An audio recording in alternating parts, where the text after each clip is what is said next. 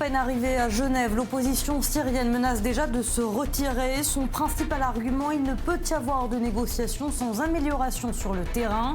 Et en effet, les bombardements russes ont repris de plus belle dans le pays et plusieurs villes sont encore assiégées. Des milliers de manifestants sont sortis dans les rues de Paris pour protester contre l'état d'urgence. À coups de slogans comme état d'urgence, état policier, ils dénoncent les dangers de prolonger cette mesure exceptionnelle. Jour J-2 avant le premier test grandeur nature pour les candidats républicains et démocrates. Les primaires débuteront dans l'Iowa, comme le dicte la tradition américaine, et rien ne semble encore acquis. Bienvenue à tous dans la suite de vos éditions du matin. Atmosphère électrique à Genève. À peine arrivé, le Haut Comité des négociations, principal groupe d'opposition syrienne, a menacé de se retirer des discussions de paix organisées par l'ONU si le régime de Damas, je cite, persistait à commettre ses crimes. Gabriel Nolin. Restera pas, rien n'est sûr. À peine arrivé à Genève, la principale coalition des opposants au régime syrien, le Haut Comité aux négociations, menace de quitter les discussions si Damas poursuit les sièges et les bombardements. Nous sommes prêts. Nous voulons que cela soit un succès. Nous sommes prêts à entamer les négociations, mais nous voulons voir au moins un petit quelque chose sur le terrain en Syrie. Réunie à Riyad, l'opposition syrienne, soutenue notamment par l'Arabie Saoudite et la Turquie, avait initialement boycotté l'ouverture de ces pourparlers. Elle refusait d'entamer les négociations tant que les bombardements de civils et les sièges avaient lieu. Mais après 4 jours d'hésitation, elle avait finalement accepté de participer aux discussions. Changement de dernière minute, l'opposition refuse de communiquer par l'intermédiaire des émissaires prévus à cet effet, avec le régime de Damas installé dans une autre pièce. C'est important pour nous. C'est important d'arrêter ces massacres. Vous savez, notre peuple, nos enfants se font tuer par les tirs aériens russes ou en mourant de faim. Nous sommes ici pour arrêter tout cela. Ensuite, nous irons négocier. Les Nations Unies appellent à trouver une solution concrète pour l'avenir de la Syrie. La question est évidemment sur un cessez-le-feu. C'est quelque chose que nous visons en dehors des discussions de fond sur l'avenir de la Syrie. Et pour ça, nous avons besoin de 2 interlocuteurs. La rencontre doit traiter des questions humanitaires, mais aussi de la mise en place d'une autorité de transition politique, ainsi que de l'organisation d'élections d'ici à la mi-2017. Des thèmes qui sont loin de faire l'unanimité. Le sera réservé à Bachar el-Assad, notamment, reste un gros point de contentieux. Les négociations sont prévues pour durer 6 mois. Les tensions entre les différents pays acteurs dans la région ajoutent encore aux difficultés.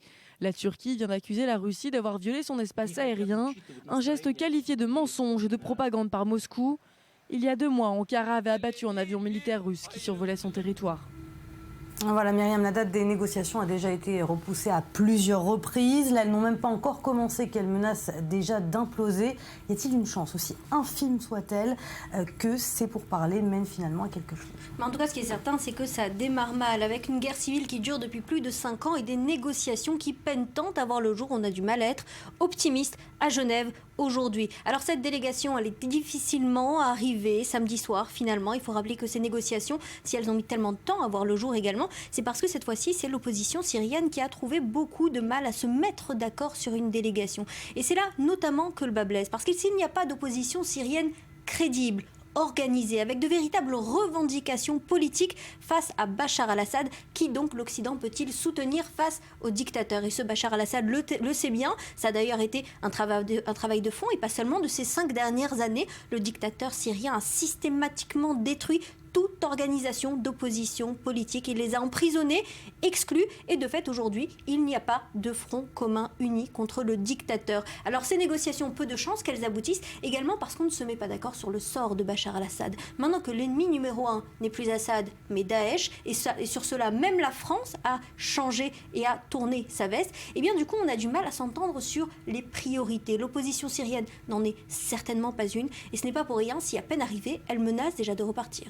En quelques mots, un nouvel acteur qui est entré en jeu et qui, là non plus, n'est pas d'accord avec le reste de la communauté internationale sur le sort à réserver à Bachar el-Assad, c'est l'Iran. Effectivement, il vient de conclure sa tournée européenne. Sa visite de charme, le président Rouhani a réintégré le rang des nations internationales. Il est redevenu un acteur diplomatique majeur, et ce, personne ne le nie. Alors on le sait bien, l'Iran est très actif sur la scène syrienne, notamment par le biais de son satellite, l'organisation terroriste du Hezbollah, et soutient de fait le président Bachar al-Assad et l'aide à lutter contre Daesh, effectivement, mais également contre les rebelles, qu'ils soient modérés ou djihadistes. Et finalement, en Syrie, ce qui va continuer à régner, eh bien, c'est la loi du plus fort. Et la loi du plus fort sur le terrain, eh bien, elle est dans les mains de la Russie et de Bachar al-Assad. En tête de liste de ses ennemis, les rebelles autant que Daesh. Et de fait, aujourd'hui, il y a 15 villes rebelles assiégées, 2 millions d'habitants qui sont prises au siège. Et aujourd'hui, si on a du mal à quantifier l'avancée de la coalition internationale contre Daesh, eh bien, l'avancée de Assad contre les rebelles, elle se confirme de jour en jour. Merci Myriam Danon.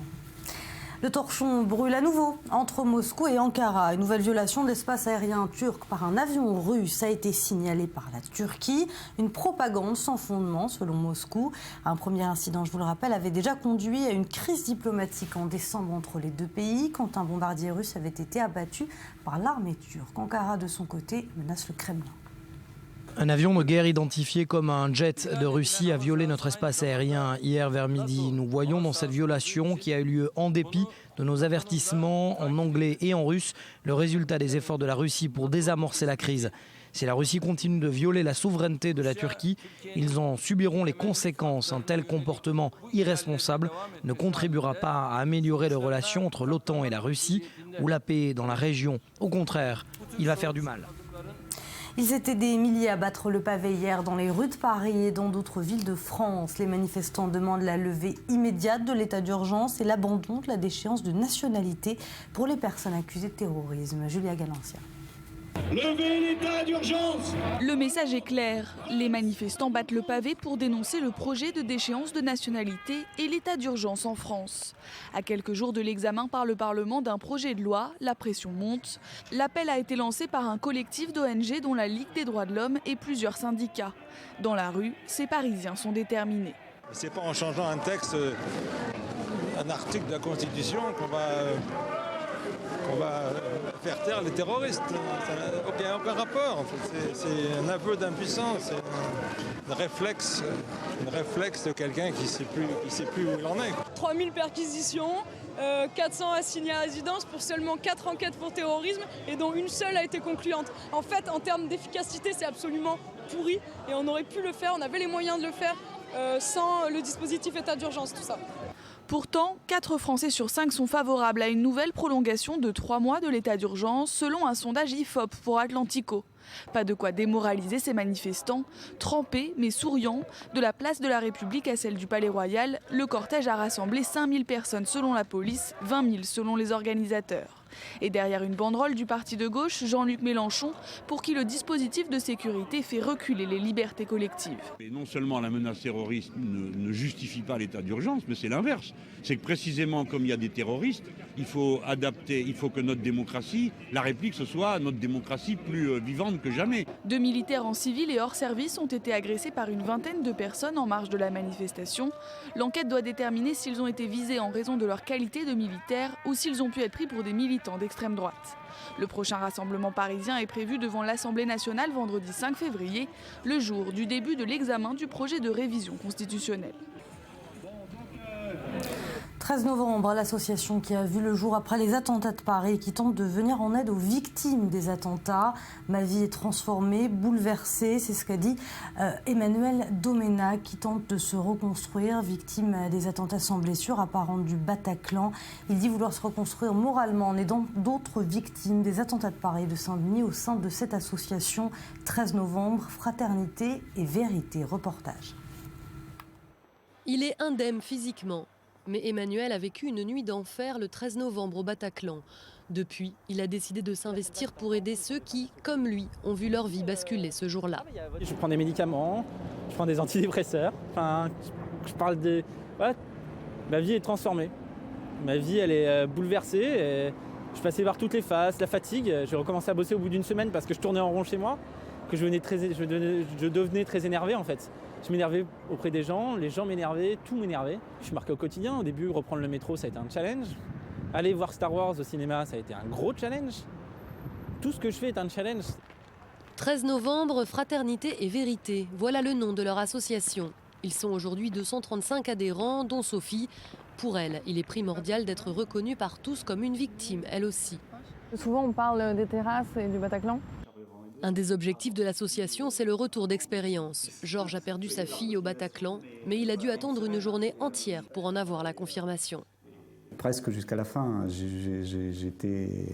j'espérais vraiment la retrouver vivante, quoi, hein. Bon, voilà, dans un hôpital. Donc du coup, j'ai cherché partout, d'abord à joindre ce fameux numéro d'urgence qui ne répondait pas, puis ensuite les hôpitaux avec les difficultés. Il faut que le dispositif d'information des hôpitaux soit amélioré sur plusieurs points. Il ne faut pas qu'on ait à faire la tournée téléphonique des hôpitaux. Il ne faut pas que ce soit les familles qui aient à faire ça pour obtenir les renseignements. L'association a tout juste 3 semaines. Le nombre d'adhérents pourrait grimper en flèche. Au total, 4000 personnes sont considérées comme victimes des attentats du 13 novembre. Première réaction à la suite des propos de Laurent Fabius sur une éventuelle reconnaissance d'un État palestinien par la France. Le chef de la diplomatie avait prévenu, si aucune relance de pourparlers n'est annoncée, Paris reconnaîtra officiellement un État palestinien. Des propos salués par Saïb Erekat, l'ancien chef des négociateurs palestiniens et condamné par Israël. Chloé Demoulin. Cela fait des semaines qu'il prépare le terrain en coulisses. Laurent Fabius a annoncé vendredi que la France prévoyait une conférence internationale afin de relancer le processus de paix entre Israéliens et Palestiniens. Pour le chef de la diplomatie française, il faut absolument faire aboutir la solution à 2 États et de prévenir, en cas d'échec, la France prendra ses responsabilités et reconnaîtra l'État palestinien.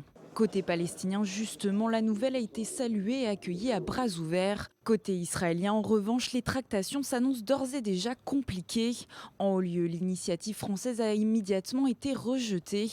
Motif, menacer de reconnaître l'État palestinien en cas d'échec, reviendrait en fait à inciter les Palestiniens à ne pas négocier. Plus tôt dans la semaine, le Premier ministre israélien avait déjà réagi vivement à des propos tenus par le secrétaire général de l'ONU. Il lui avait reproché d'encourager le terrorisme en dénonçant la colonisation en Cisjordanie. Pour éviter notamment ce type de polémique, la Maison-Blanche, elle, plaide plutôt pour la reprise de négociations bilatérales, pas persuadée que l'organisation d'une conférence internationale sous les feux des médias soit la meilleure solution pour apaiser les 2 parties. Voilà, et sachez qu'une nouvelle attaque au couteau s'est déroulée hier après-midi près de la vieille ville de Jérusalem en Israël. Un Israélien de 17 ans a été légèrement blessé dans le dos. Un des 2 auteurs de cette attaque s'est rendu à la police dans la nuit. À suivre tout de suite dans cette édition.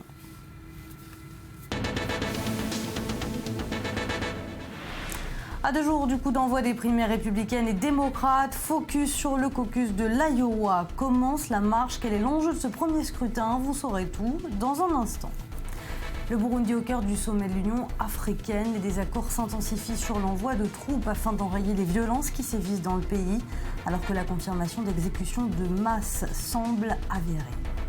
C'était la première journée du carnaval de Venise ce samedi. Au programme costume d'époque, balade en gondole et musique traditionnelle. Le carnaval le plus vieux du monde attire chaque année les visiteurs des 4 coins du pays.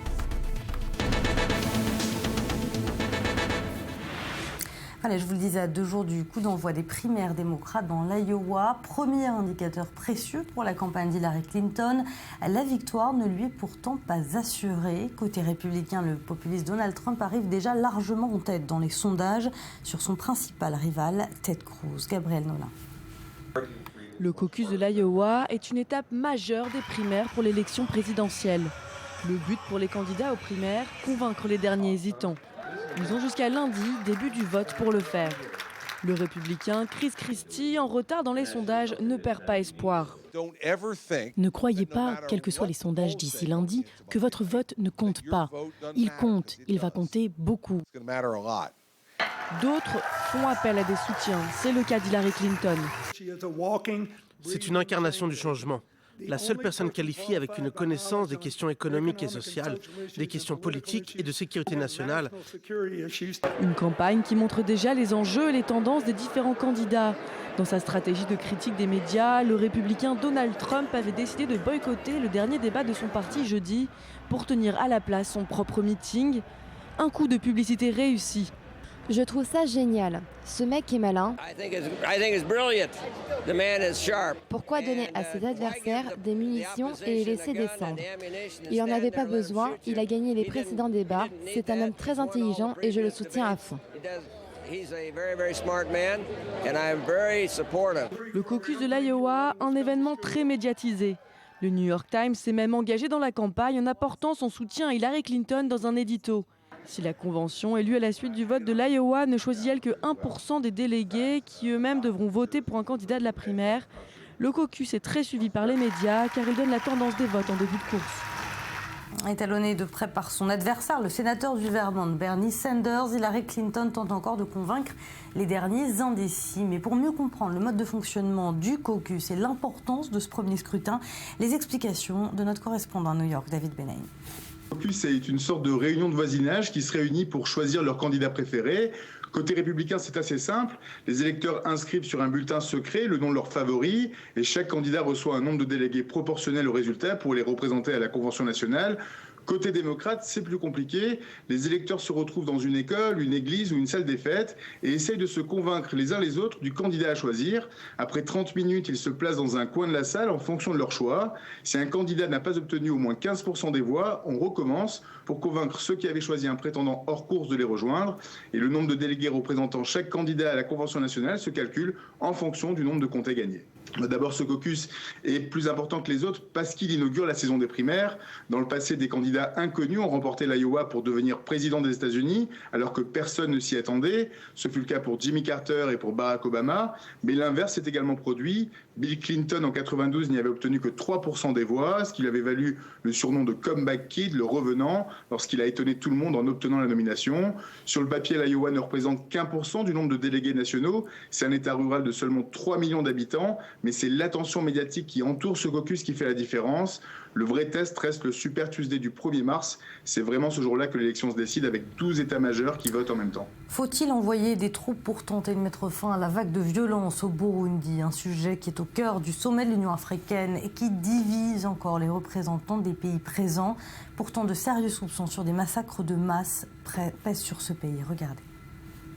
Cela fait plusieurs semaines que l'alerte a été donnée, notamment par l'ONU, suite au recueil de témoignages. Mais cette fois, les experts d'Amnesty International en ont la preuve matérielle. Des exécutions de masse ont eu lieu au Burundi. Plusieurs charniers ont été localisés. Nous avons interviewé des témoins qui disent que les victimes ont été tuées à bout portant, qu'elles ont été exécutées de façon extrajudiciaire. Mais bien que nous soyons arrivés sur les lieux assez tôt le lendemain, les corps avaient déjà été enlevés. La vidéo et les images satellites que nous avons reçus sont extrêmement concordants avec les témoignages, disant que la police est arrivée en pick-up, a ramassé les corps, les a emmenés dans un lieu inconnu et les a enterrés dans les charniers. Ces exécutions ainsi que des viols collectifs auraient été commis par les forces de sécurité fidèles au président Pierre Nkurunziza. Comble de l'horreur, certains témoignages affirment que certaines exactions auraient été perpétrées selon des critères ethniques, les Tutsis ayant particulièrement été visés. Le pays vit au rythme des violences depuis plusieurs mois. Confronté à un mouvement populaire contestant sa réélection à un 3e mandat, le chef de l'État tente de mater ses opposants. Il a notamment fait condamner les militaires putschistes qui avaient échoué à lui prendre le pouvoir en mai dernier. Mais il a aussi verrouillé les médias. Plusieurs radios ont cessé d'émettre. Et récent signe de fébrilité, deux journalistes étrangers, le français Jean-Philippe Rémy et le britannique Phil Moore, ont été retenus par la police pendant 24 heures avant d'être finalement libérés ce vendredi. Voilà, le 26e sommet, on vous en parlait, l'Union africaine se termine aujourd'hui à Addis Abeba et c'est la crise au Burundi, la réponse à apporter à cette crise qui sera, Laura, au cœur de ce sommet. Au cœur de ce sommet, alors la grand-messe annuelle africaine a été riche cette année en dossiers brûlants et le premier d'entre eux évidemment c'est la crise au Burundi. Alors le Burundi, c'est un petit pays d'Afrique des Grands Lacs, voisin du Rwanda et qui est actuellement en proie à une grave crise politique sanglante. Alors tout a commencé en avril dernier. Le président sortant Pierre Nkurunziza a annoncé vouloir briguer un 3e mandat qu'il a d'ailleurs finalement obtenu près de 3 mois plus tard avec 70% des voix. Mais depuis le mois d'avril, les violences se déchaînent dans les rues du Burundi. Les opposants sont descendus dans la rue pour protester contre cette annonce du président sortant, le tout sur fond de discrimination ethnique, de rivalité ethnique, et on dénombre déjà près de 400 morts civiles et 230 000 réfugiés. Et la découverte de fausses commules révélées dernièrement par Amnesty International ce mois-ci ne laisse rien présager de bon. Comment peut agir l'Union africaine ? Alors justement, depuis avant-hier, depuis que le sommet s'est ouvert, c'est la question qui est sur toutes les lèvres.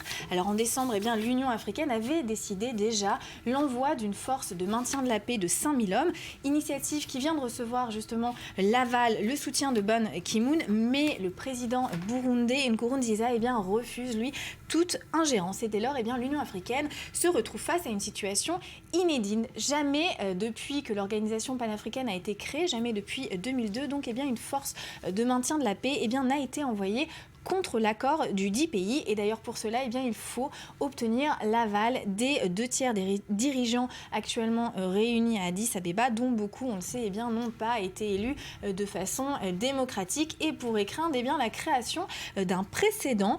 Et selon ce qui filtre actuellement des réunions qui ont lieu justement à Addis Abeba, les dirigeants africains seraient en train de faire marche arrière. Ils se dirigeraient vers une solution politique. Des négociations devraient donc avoir lieu entre le parti actuellement au pouvoir au Burundi et les opposants.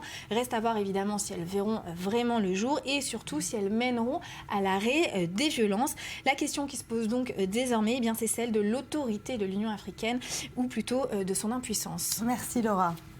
En Italie, des dizaines de milliers d'opposants aux unions civiles pour les couples du même sexe ont manifesté ce samedi à Rome contre une proposition de loi actuellement discutée au Parlement italien. La manif pour tous française était de la partie pour soutenir ses alliés et s'est félicitée de ce rassemblement. Une vague immense, je cite, qui s'est levée en Europe.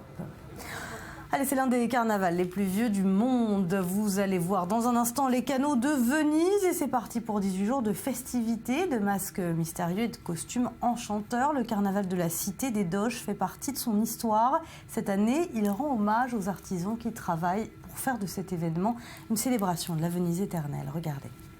C'est avec la tradition du vol de l'ange que s'ouvre le début du carnaval de Venise, faisant place à plusieurs jours de folie ininterrompue.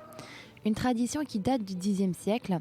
Pendant cette fête, la population profite des festivités et des joies de vivre avant la période d'abstinence du carême.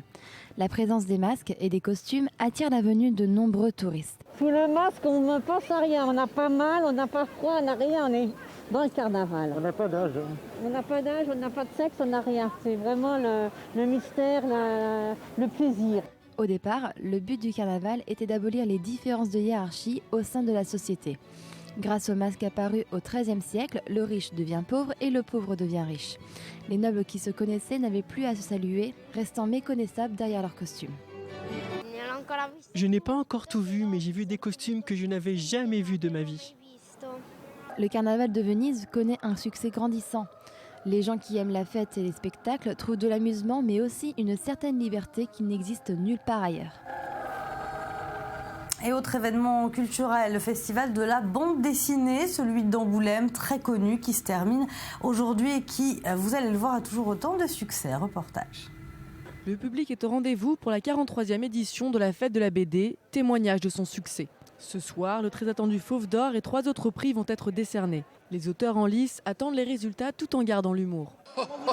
Je m'en fiche, ça ne m'importe pas. J'ai rien de gagner. Je m'en fiche. Non, mais ça fait... Je sais, franchement, ça me fait plaisir d'être dans la sélection officielle. C'est vrai que ma BD est quand même vraiment pas mal. Le monde de la BD a déjà récompensé hier pour sa carrière le Belge Herman de 77 ans en lui remettant le grand prix de la ville d'Angoulême. Mais pour les amateurs des planches de dessin et de bulles, le festival, c'est surtout l'occasion de découvrir des albums et des auteurs du monde entier. Ici, on peut rencontrer des auteurs qu'on ne trouve pas ailleurs, qu'on ne peut pas rencontrer ailleurs. Et moi, je viens de l'Est de la France, donc on est assez, on va dire, entre guillemets, pauvres en festival BD chez nous. Donc ici, on rencontre vraiment des auteurs d'autres pays, des Américains, des Espagnols qu'on ne trouve pas facilement en librairie, quoi. Le festival est également influencé par l'actualité violente. 145 dessins d'enfants envoyés à Charlie Hebdo après les attentats sont exposés. Ça représente un mec qui pleure quand il voit Charlie Hebdo en train de se faire attaquer. Le but de l'initiative, portée par l'association Dessiner, Créer, Liberté, sensibiliser les visiteurs, notamment les plus jeunes, à des thèmes comme le terrorisme, le racisme et la tolérance. Dès le 8 janvier, à la rédaction de Charlie Hebdo, nous avons reçu des dizaines et des dizaines et des dizaines de dessins qui sont devenus des centaines, qui sont devenus des milliers, qui sont devenus 10 000, plus de 10 000 dessins. Expression de cette jeunesse qui affirmait des choses, qui posait des questions, qui étaient heurtées, bien sûr, choquées, qui prenaient le chaos du monde de plein fouet. Et on s'est dit qu'il fallait absolument restituer cette parole-là à travers ces dessins et répondre à leurs questions. Une initiative qui rencontre un certain succès auprès des jeunes. C'est plus facile de dessiner que de donner des mots parce qu'il y a des mots qu'on n'arrive pas à exprimer et dans les dessins on peut le faire. L'association devrait par la suite exposer dans une dizaine de villes en France. C'est la fin de ce journal. Merci de votre fidélité. La suite de l'info dans un instant sur i24 News. Excellente journée à tous.